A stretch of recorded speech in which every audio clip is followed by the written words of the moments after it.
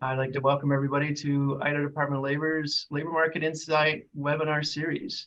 My name is Craig Shaw, and I'm a research supervisor at the department and your host. Today is our April edition, and with us we have Ryan Whitesides. He's our economist in Idaho Falls, covering the eastern region of Idaho. And we will be going over some rare earth elements and critical metals mined in Idaho and the workforce implications around that, and some of the research that Ryan's been looking into as he's been getting into the subject. Just do a quick introduction for Ryan. He's one of our newest labor economists.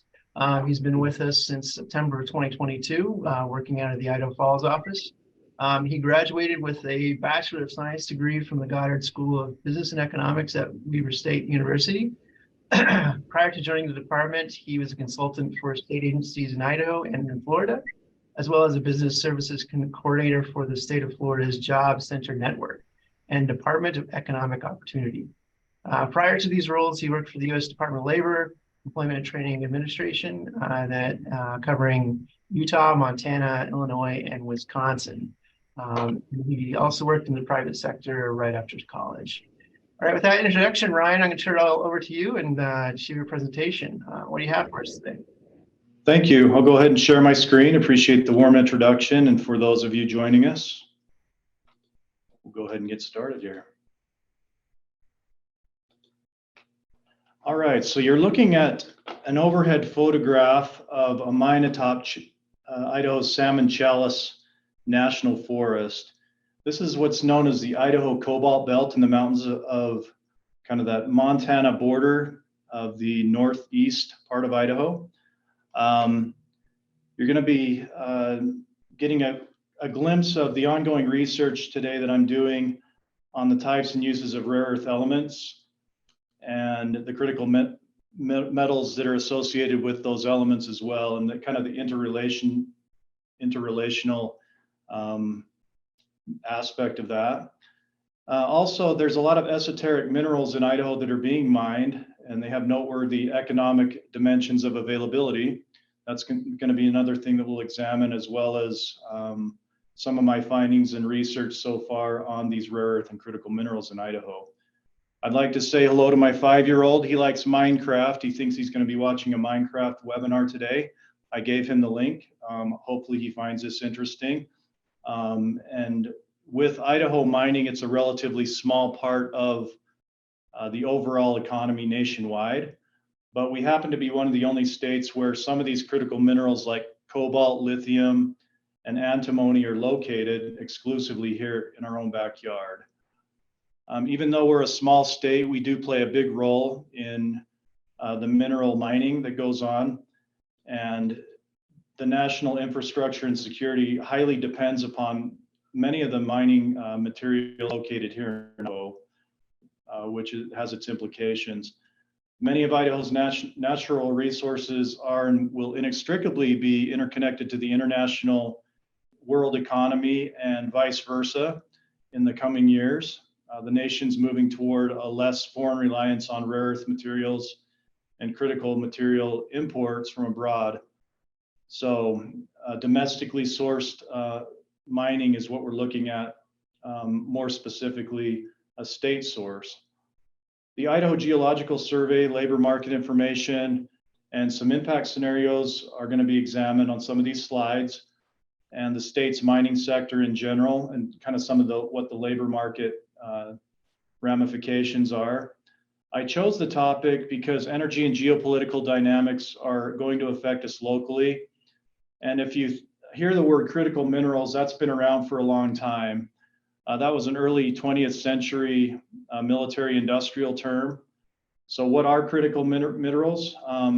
Well, that's what we're going to be getting into, and how rare earth elements fall into that same family.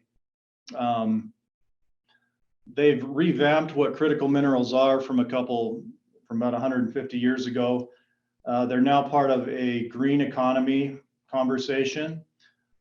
Critical minerals and mining in the Cobalt Belt of Idaho and other parts of the state are seeing a resurgence as the nation moves toward energy self-sufficiency with some of our natural resources. Okay, With current events, and you're all reading the news about what's happening geopolitically, geoeconomically, you're hearing things about supply chain shortages, energy independence, green initiatives, net zero carbon emissions with that renewable energy, nearshoring, onshoring, and offshoring. We heard an article this morning that Craig alerted me to that a couple of days ago, Tesla had decided to get into the large energy storage market in China. So offshoring is kind of their choice. Tesla's also opted for some mines domestically here, like lithium mines in Nevada.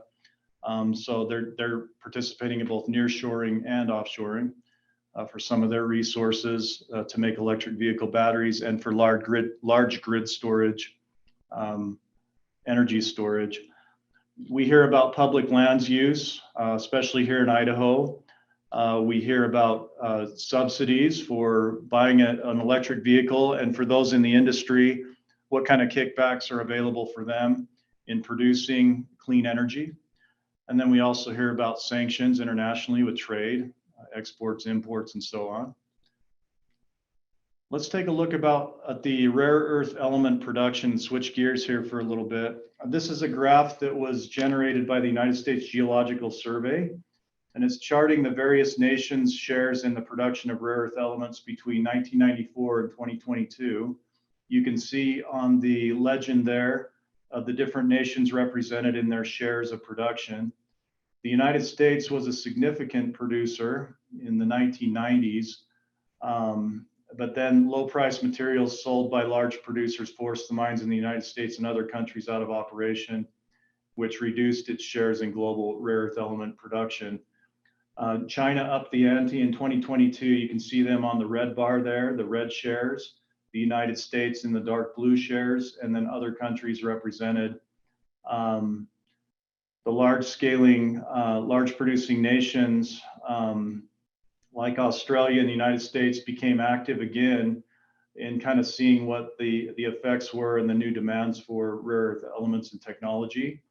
In 2018, you can see that Southeast Asia got into the mix here in the dark orange, but they weren't previously tracked until 2018, so they were probably producing, but they weren't actually being reported until 2018 up through 2022 on the rare earths that they were producing. Russia has that share in green, in the light green, and then Australia has the larger share re-emerging in 2014 up to the present. So what we're seeing is an update and prioritization on the federal level of a list of critical minerals, and these are becoming priority. The Energy Act of 2020 is when the Department of Interior updated its federal list of critical minerals. And then those lists were essential to economic and national security, but were also vulnerable to disruption. So that's why when other countries are in play, that disruption can occur, especially with international trade. To focus the work on federal agencies with sourcing the critical minerals, the administration is going to direct the agencies to prioritize the production and processing of materials necessary to produce the key products like the batteries, semiconductors. We could actually do our own webinar on semiconductors and that economy as well at a later time.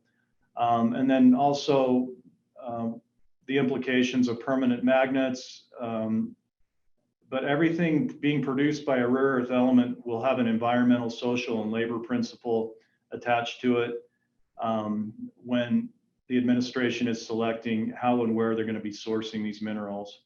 And that affects Idaho directly. In a measure to strengthen critical mineral stockpiling, the Department of Energy, Department of Defense, and Department of State signed an MOA to better coordinate the stockpiling activities of these minerals and to support the U.S. transition to clean energy and the national security needs that are going to arise.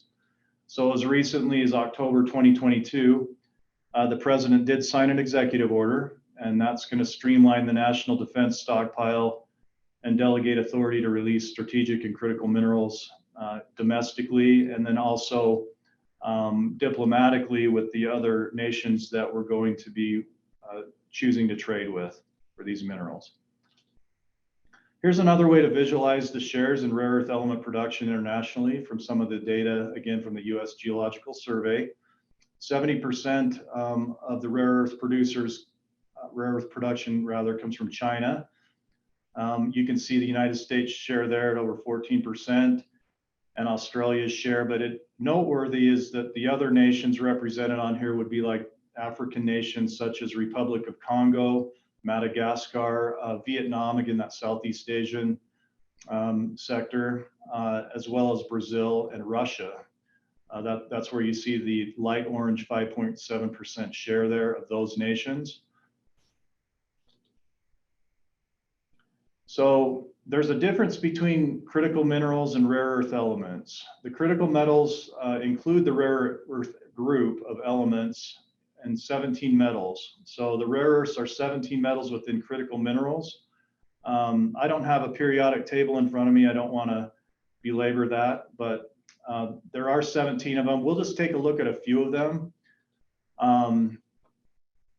So if you have the rare earth element list here, this is noteworthy because you see semiconductors about fourth of the way up. Yttrium is a semiconductor rare earth element.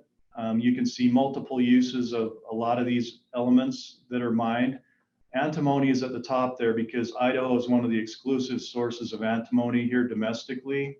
And you can see the multiple uses of antimony in defense operations, electric vehicle batteries, hybrid vehicles, and any type of energy storage on that list.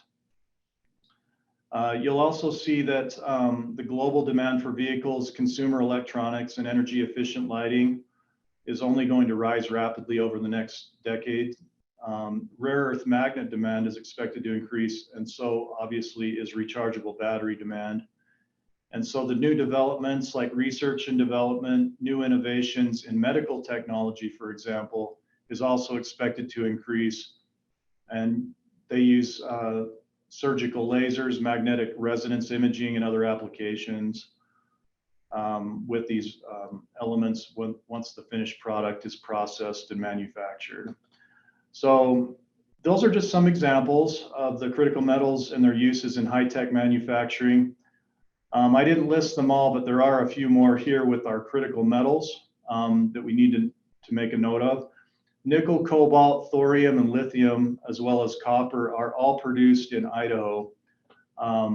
Nickel and cobalt are produced in the Cobalt Belt, oftentimes in similar and close proximity to the mines, to one another. Copper has multiple uses. Thorium is slightly radioactive, and lithium has a lot of uses as well, but those are the main ones that we want to look at for Idaho and their critical use and their value to our economy. Here's some more critical minerals applications broken down a little bit better for you. Electric vehicle batteries would include components like nickel, cobalt, graphite, and copper. Also, iron is on that list as well. It's significantly more abundant for vehicle battery storage, and a lot of research and development is geared toward, can they use more iron and less of the rare earths and critical minerals? So that's something that we'll keep an eye on as we're doing our research, kind of the new developments ongoing. Cobalt has its aircraft and electric vehicle battery applications, and then you can see the thorium applications there reiterated. This is an open pit mine in the Stibnite Gold Project of Yellow Pine, Idaho. They mine antimony there. This is a critical mineral. It's located in Valley County is where they extract this. And it's east of the community there of Yellow Pine, Idaho, near the South Fork of the Salmon River, to kind of give you your bearings. So with antimony specifically, this is a very significant one that deserves our attention. The Stibnite Gold Project is one of the largest economic reserves of antimony in the world. The Idaho mine happens to hold enough antimony to one day power 1 million homes with its energy storage capabilities. And that's 35% of the US demand in the first 6 years of production that could be fulfilled. It runs out fast. It's not necessarily renewable energy and a renewable resource, as is anything with mining. Mines dry up, but that's why innovation is so important. The United States really has no domestically mined source of antimony. So if they're only relying on the source here in Idaho, that has a long term implication as well. It's used in various technologies, military application, and that large grid capacity storage, kind of what we alluded to earlier with the Tesla deal in China a couple of days ago.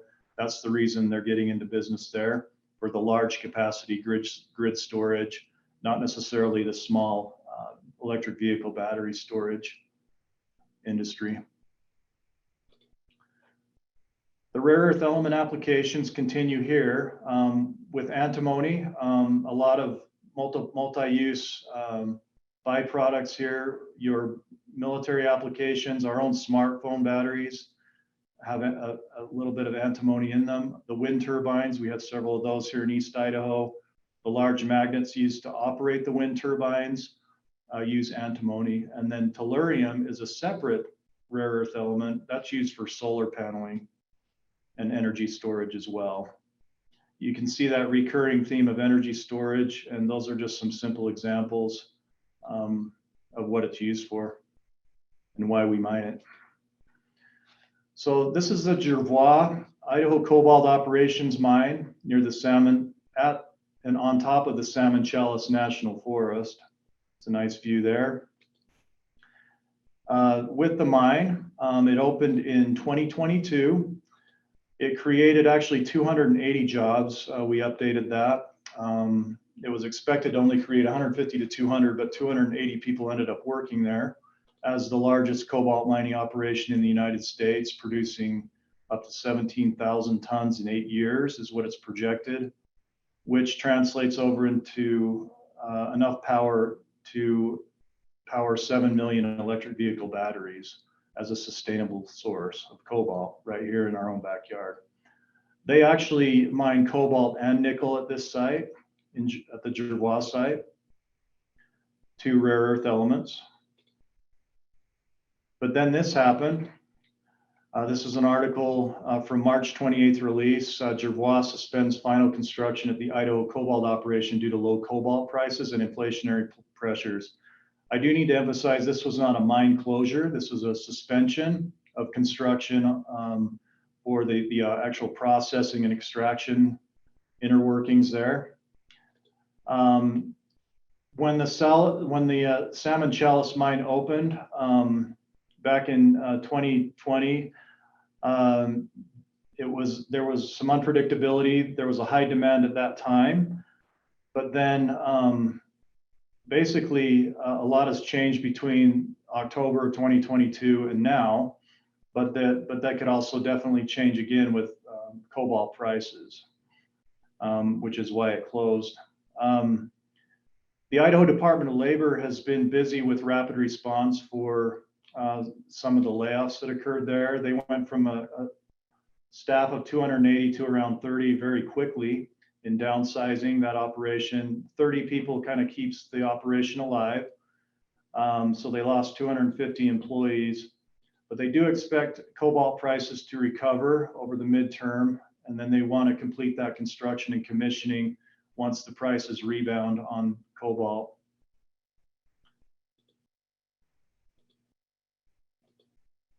There's a Western element of interdependence on international trade.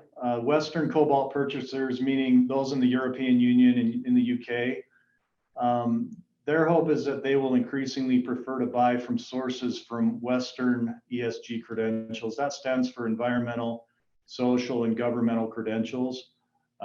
Basically, their way of saying responsible mining and a trusted mining source. One of the saving graces for this cobalt closure is that the US government grant monies to accelerate mining can provide $15 million immediately as an award for defense funding and defense production and demand for cobalt, to kind of help them out in reopening the mine and then resuming operations. So this is an ongoing development that we're going to be monitoring, especially with the Idaho Department of Labor. It affects Eastern Idaho in particular, Lemhi County. A lot of these contractors that worked at the mine lived in Salmon. There's a lot of vacant housing as a result of 250 people vacating a small town like that. And it's kind of, it's something that does happen in the mining industry. Not surprising to a lot of Salmon residents. But again, they are taken off guard and it does affect the local economy and labor market. So that's a crucial site. It remains to be seen when that will reopen. I believe it will be reopening. A lot of measures are being taken right now with funding, and then they're going to be monitoring cobalt prices as a direct result of whether they're going to decide to reopen it or not. Let's take a look at the electric battery materials mine in Ruby and Iron Creek, Idaho. This is located southwest of Salmon in Lemhi County, and it's a Canadian company, just like Jervois is an Australian company that closed the mine for cobalt. This Canadian mine's open, and it contains one of the only critical metal refineries in North America, located in Ontario, Canada. So once the materials are mined here at this Electra site in Idaho, they're transported to Ontario. So hold on to that thought. That's something that is significant, where the processing is done out of state, off site, and transported elsewhere. That has some implications as well. Further looking at the electric batteries materials site, the key to growth efforts to onshore electric vehicles battery supply chain, that's significant. They already have 1,300 mining claims there, and they've applied for 92 more. Now I show you two Iron Creeks on the map. The one on the Panhandle is not the Iron Creek. There's two in Idaho. The Iron Creek that we're talking about is the red pin there in the Salmon Chalice National Forest area.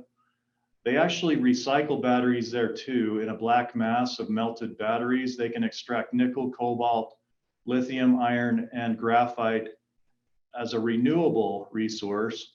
They also mine cobalt there as well. So it kind of puts a new spin on the renewability of the resources, what this mine is doing with Electra.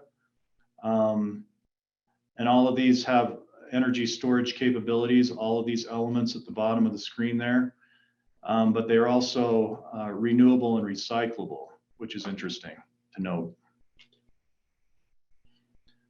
I charted what some of the major critical metals prices have done at the start of the year. And as you saw in the Jervois mining development earlier, the critical metals prices kind of have a ripple effect with the economy. The lithium prices in January of this year went down 20%, the cobalt 50%, followed by copper prices going down 18%, and they've stayed low. It's a combination of lower prices and low supply of critical metals domestically that we're seeing. And that does have some effects with electric vehicles becoming more affordable if the raw materials are more affordable and cheaper. But the US mines, on the other hand, are struggling to increase production. That's kind of a conundrum in this whole picture. If they're trying to increase production, but the mining prices are so low, what's the incentive of mining? There's recently been a saturated supply of critical metals imported from abroad, and so that's going to affect your mining prices as well if you can get them cheaper as an import from other sources that we charted there earlier in the presentation from those countries. So there's apparent fluctuating demand. It's a volatile industry. They're commodities. They're also traded on the stock market. But if you go back to the copper price decline here, this does affect our local labor market as well, because we have two mines, significant copper mines near Mackay. One is called Connex, the other one is called Phoenix. And those are copper mining companies where local officials have actually mentioned that they want to do hire for 75 positions this spring to the local economic development people.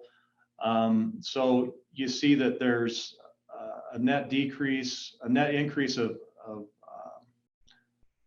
the actual employment, because you lose 250 employees at one mine, and then you're going to gain another 75 here, but there's still net losses in employment of an amount of workers. So that's about 175 workers net loss.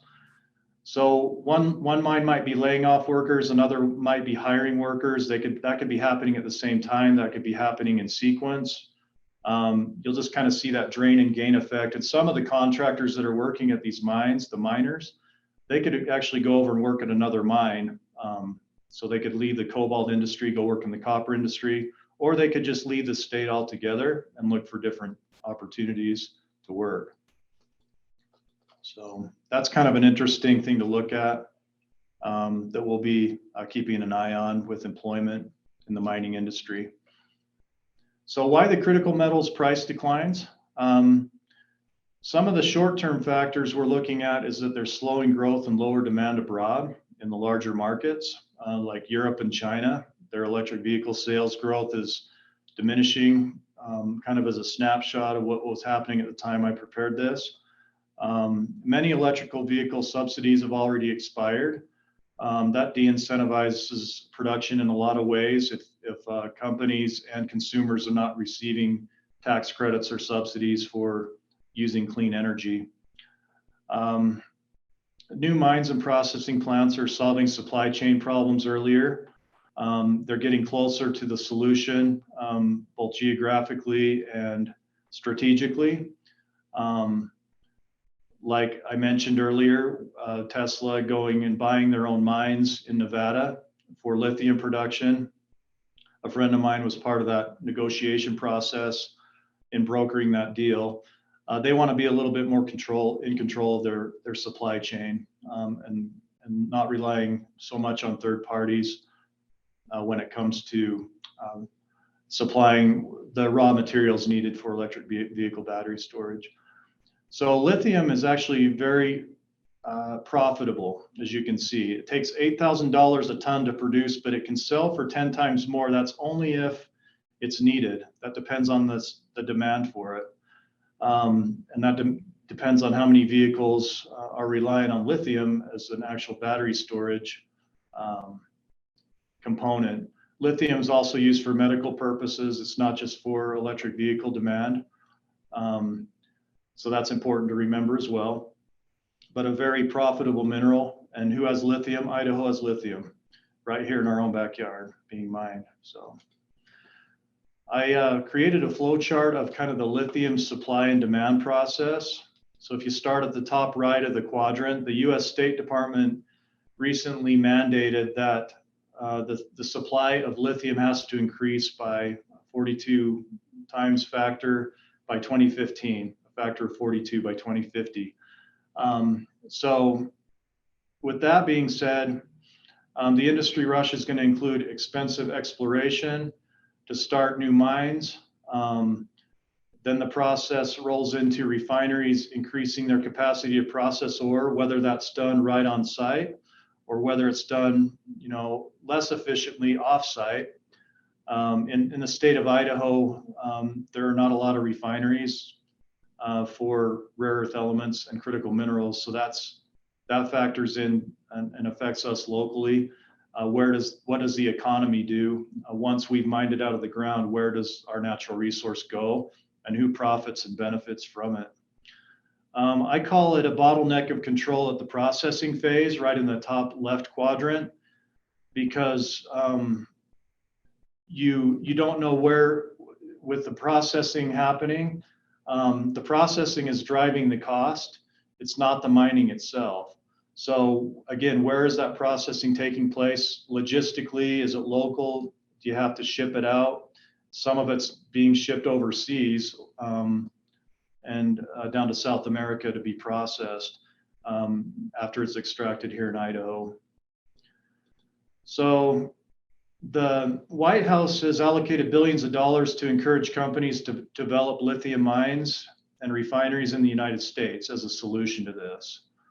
The supplies of lithium and other critical minerals are not only a national security issue, but an economical issue. Last year, the administration established what's called the Minerals Security Partnership, and that includes the European Union of countries and then 12 other industrialized nations. That would be Australia, Japan, Great Britain, and they've been charged with locating mining opportunities and financing to help with this processing availability. The Department of Energy is also doling out $3 billion in grants to create a domestic battery supply chain as part of the Inflation Reduction Act. A lot of the automakers are fearful that shortages and rising prices are going to contract with the lithium supply.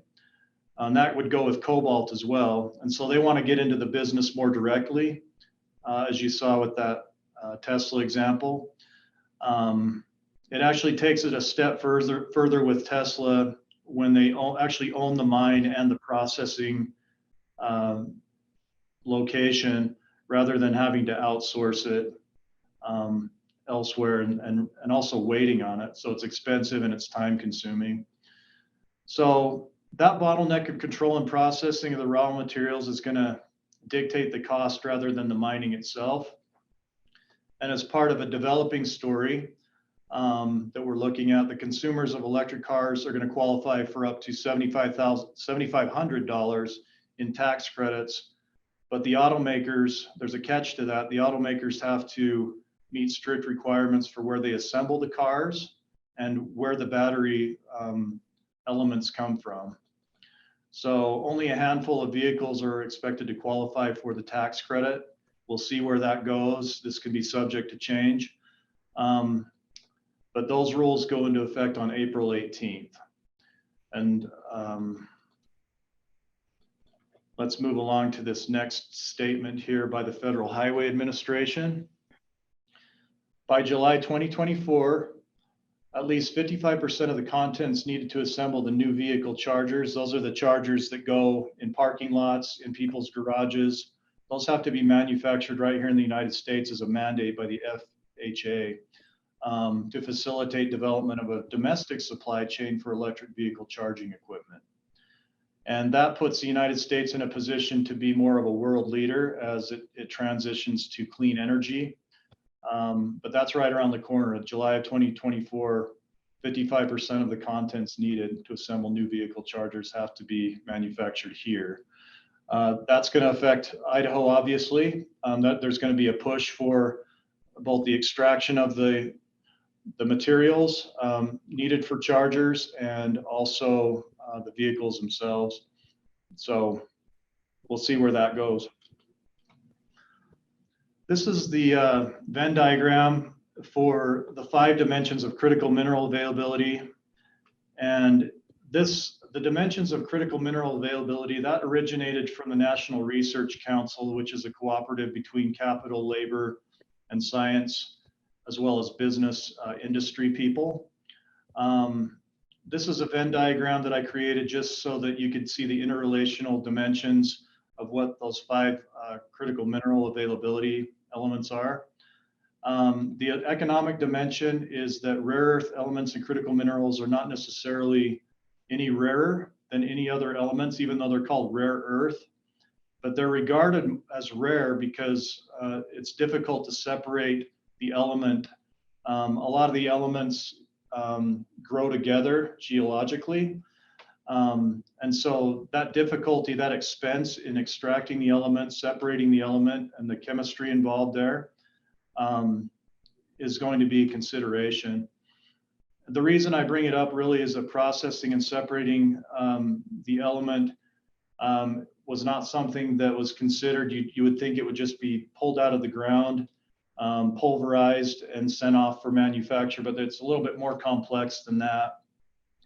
What's also complex is the discovery and exploratory methods of finding the rare earth elements and critical minerals.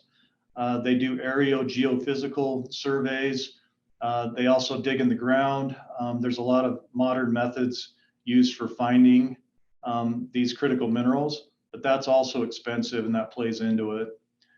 The discovery in our state, there's a lot of, I'll show you on a map a little bit later that there's proposed sites and that there's actual sites being mined that they've already found and they've mapped out. So we'll look at that here in a little while.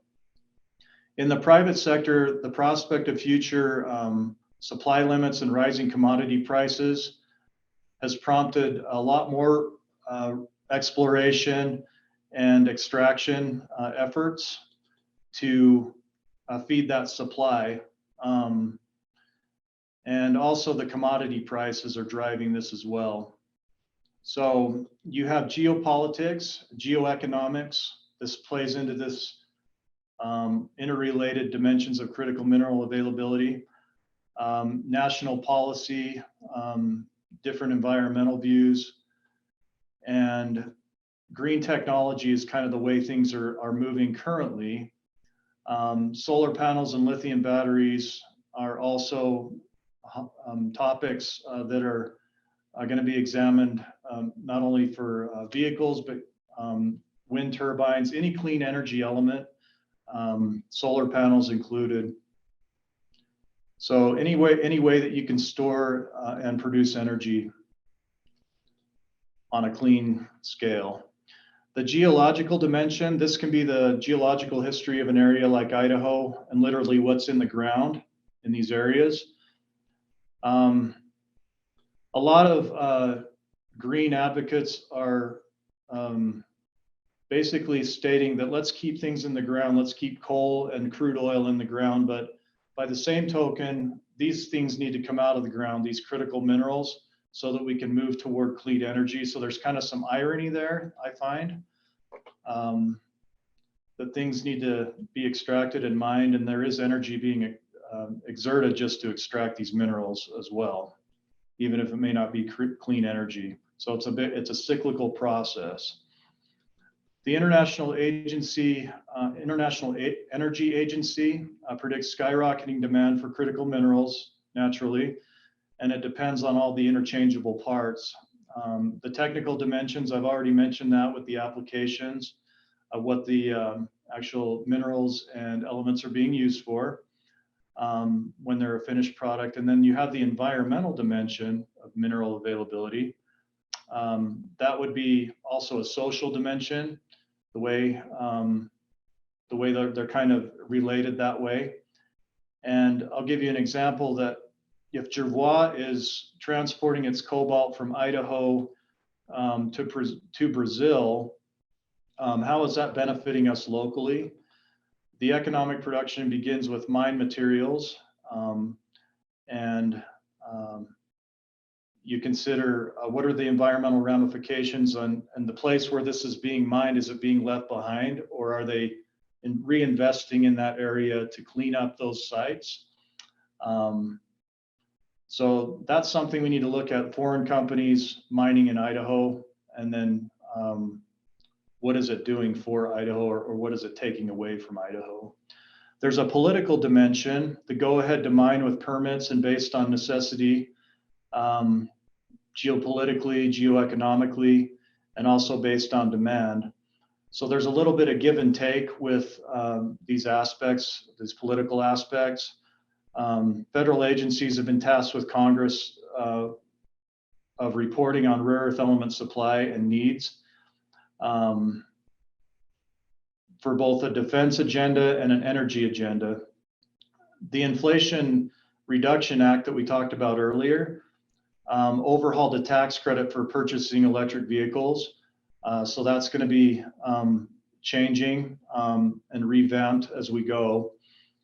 Among the new requirements for a consumer to qualify for the full credit is the actual minerals have to come from the US or a country that's friendly with the US in a free trade agreement.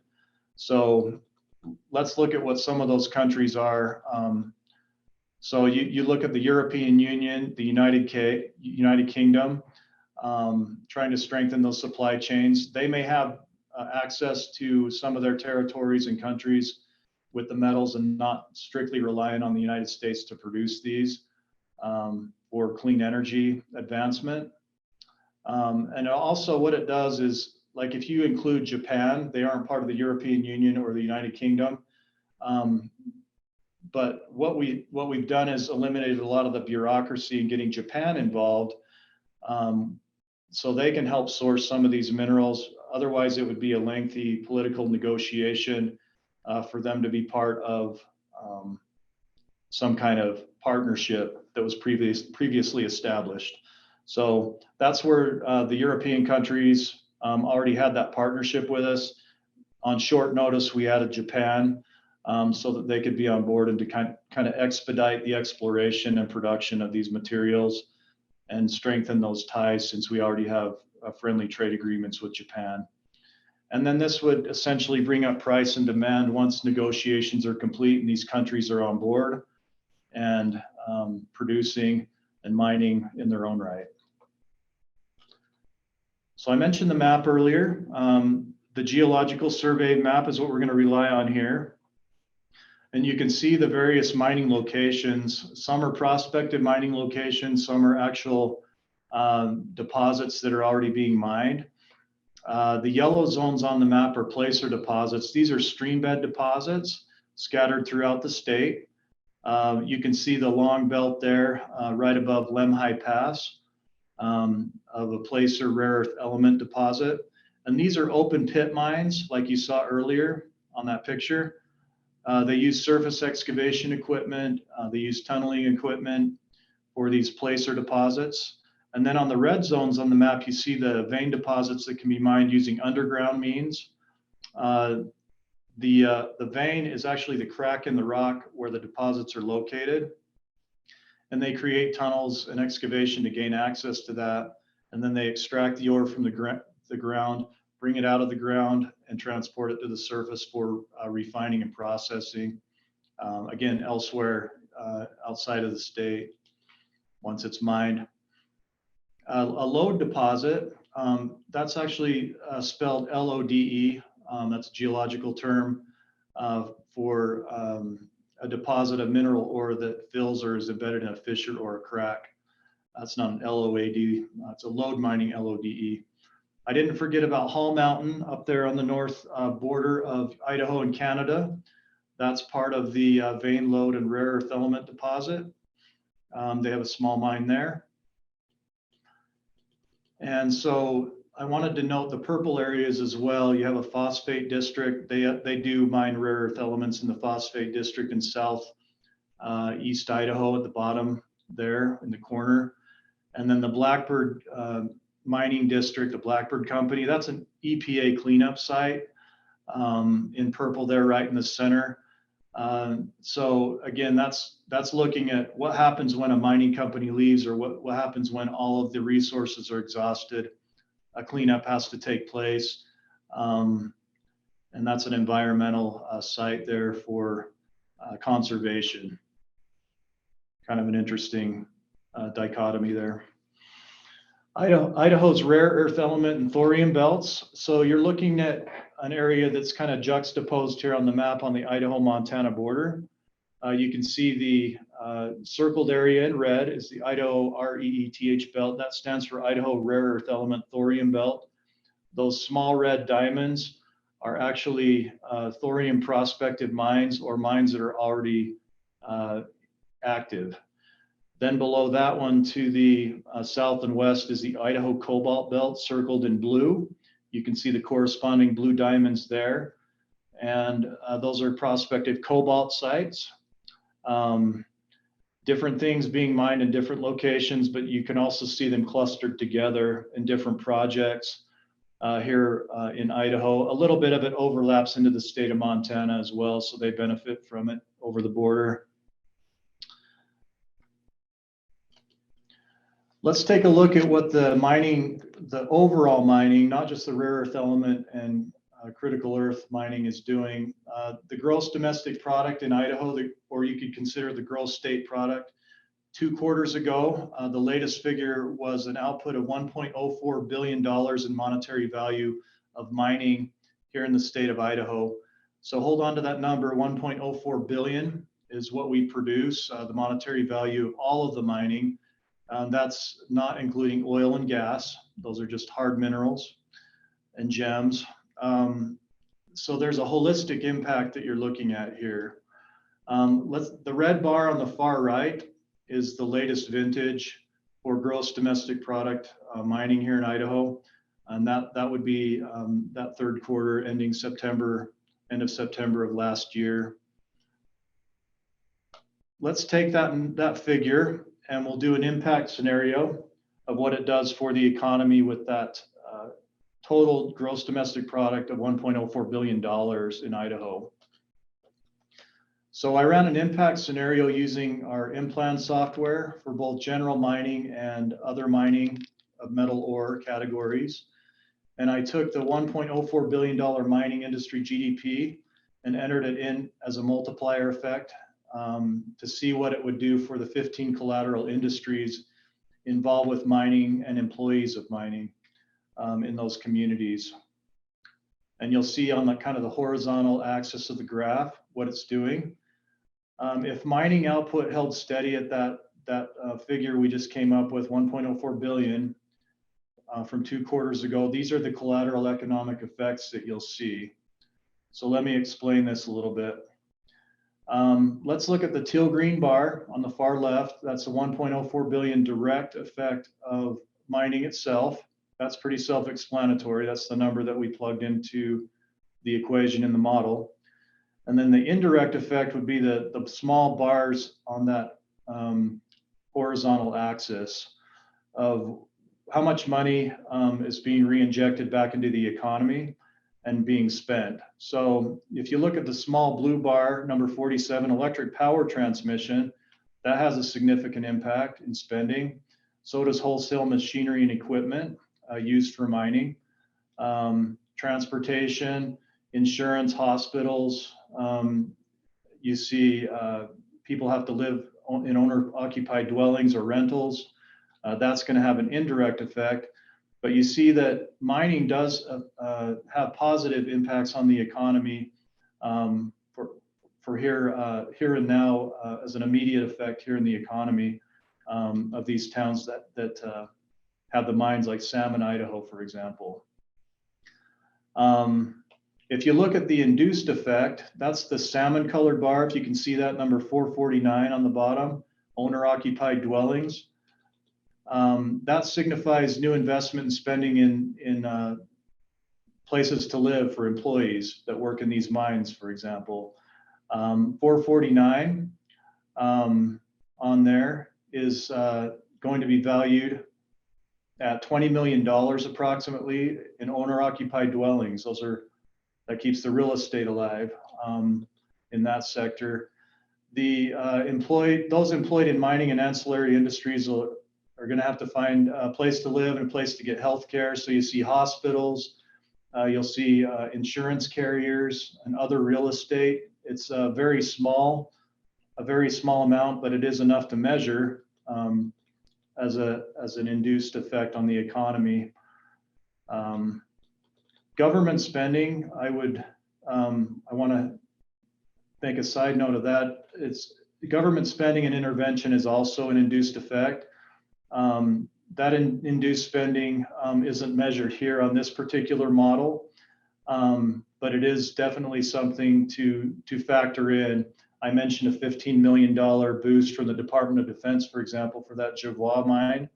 That would be an example of induced spending to keep the mine open. There's another way to look at the 15 impact industries affected by Idaho mining on this graph here.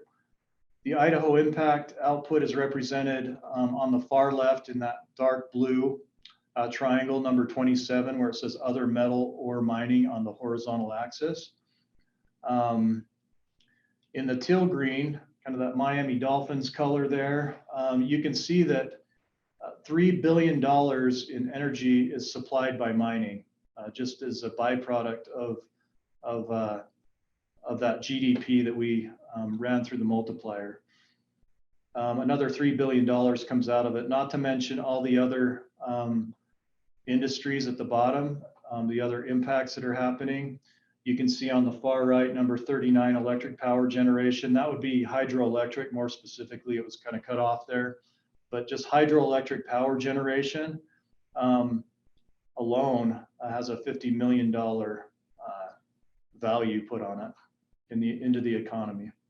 Hey, Ryan, this is Craig. Sorry to interrupt again. We got about 8 minutes left, so we want to save some time for some questions. So if you could wrap it up, and then we'll get to the questions we have here. That'd be great. All right, thank you. All right, so last thing I want to leave you with is kind of what the employment is doing here in Idaho with mining overall. From 2016 to 2022, the erratic yellow-orange line there is the change in employment. The overall employment, you can see the number of people employed are the blue bars. That's actually on the rise. There's a positive trajectory there with the employment itself. There's ebbs and flows with it. 2017, there was a dip. 2019 was a dip. But you can see that the change in employment overall, mining is a growing industry. Despite layoffs and the volatility, they bring people back. 14.5% mining employment growth between 2016 and 2020 that you can see there, as well as between 2020 and 2021, that growth. So it's going to depend on how agile the industry becomes based on those disruptors that we mentioned earlier, and how the economy, this sector of the economy rebounds through a lot of the price changes and what the commodity itself does. So I just want to make a concluding statement here. With the importance of mining, not taking into account oil and gas, mining has produced 2,541 workers in 2022. That's the highest on record since 2013. Back in 1990, there were 7,300 Idaho workers in mining and logging. So that's a stark reduction. But the mining boom and bust eras were not actually tracked prior to then, even though that has happened throughout the past 150 years in Idaho, the booms and busts.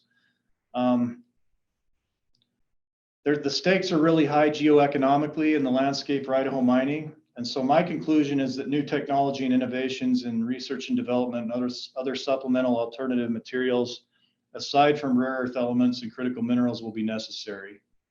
A more abundant supply and readily available mineral alternative like iron might be considered, and that's currently being developed for electric vehicle battery storage. But out of necessity, the industry is going to need to be more agile, innovative, and adaptable to change, especially since mining is a non-renewable resource. And thank you for being part of the presentations. I'm open to questions now. Craig, back to you. All right, thank you, Ryan. Thanks for the presentation. Again, if you have any questions for Ryan, just plug it into the Q&A at the bottom of the Zoom screen there. We do have two questions, or at least one question, one comment / question. The first question is, the price change you mentioned earlier in your presentation, was that due to China's production affecting the market? So there's a lot of different factors that go into the price. It's the processing of the raw materials that dictates the price. It's not the extraction. So to my knowledge, China has saturated the market with these raw materials, making it so that our demand for it here is a little bit lower. Therefore, there's not really an incentive for the companies to ramp up their production if the market's saturated with cobalt, with lithium, with antimony, all those rare earth elements that can be produced cheaper elsewhere. The price is dictated by the processing locations. You can see that Tesla's gone with offshoring processing in China. That's cheaper for them, more efficient, profitable. You can see that one of our producers here sends theirs to Brazil or Canada for processing. So definitely that dictates the price being so low, where they're choosing to process rather than the mining itself. Okay, thank you. And then another question, it's a question kind of comment a little bit, and probably would point to future areas to look into regarding mining and the rare earth. But a colleague in Salmon is pointing out that they're where they're at and the mining shutting down, or at least pulling back. There was a housing shortage just like everywhere else in Salmon. That when the mine reinitiated its operation in 2020, it completely exacerbated the issue and it drove prices to levels that weren't seen before. And so while mining suspending operations helping with the housing there at the moment, how would you see the workforce issue with mining and kind of the boom and bust, and then the housing market for salmon kind of being affected, or how they can be? How do you see that issue? Well, there's a lot of vacant housing as a result. The short-term rentals, it's kind of a complicated situation with real estate because you got the rentals, you got the owner-occupied properties, as well as short-term rentals. Wherever those 250 people were living in Salmon, that's what we need to kind of take a look at. What type of properties were those?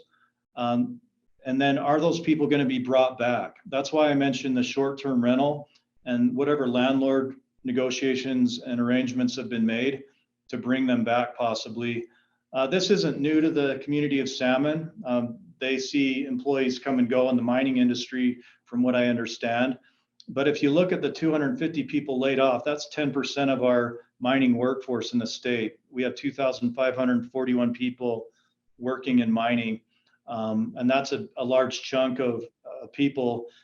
When they resume operations, hopefully there's arrangements that have been made where the people can just be plugged back into where they were living.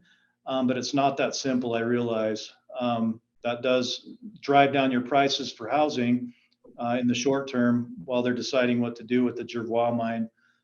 So hopefully that answers it. And we're just going to monitor that as we go.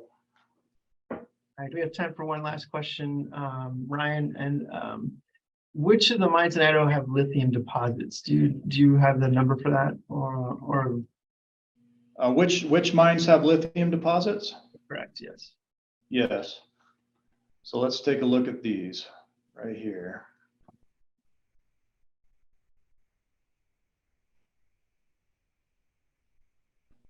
I'll give you a visual of where this is located.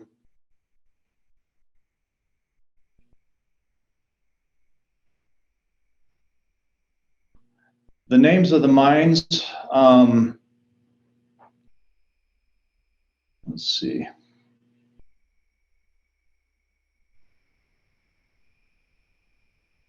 So we have the Antimony mine, the Cobalt mine.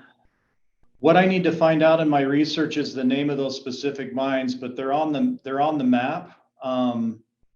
And I didn't highlight those with my particular research of where the lithium mines are located. But if you want to email me, I'll let you know where those are located. That's kind of part of my ongoing research. I'll give you my email address here so that you can email me kind of on a one-off basis, and then I'll find that out for you. There you go. Thank you, Ryan. Well, that brings us to we reached actually a minute over 12, so that brings us to the close of our webinar. Just a reminder, our next one will be on May 9th, and Seth Harrington, one of our other new labor economists in Twin Falls, will be covering some of his research on the broadband infrastructure and its expansion in Idaho. We would like to remind you that the Idaho Department of Labor has many services geared toward job seekers and employers, but we also offer free access to labor market information, which you can access at lmi.idaho.gov. You can find a variety of dashboards, as well as a page dedicated to the regional information and a directory of one of the 6 labor economists in the state and the one that's closest to you.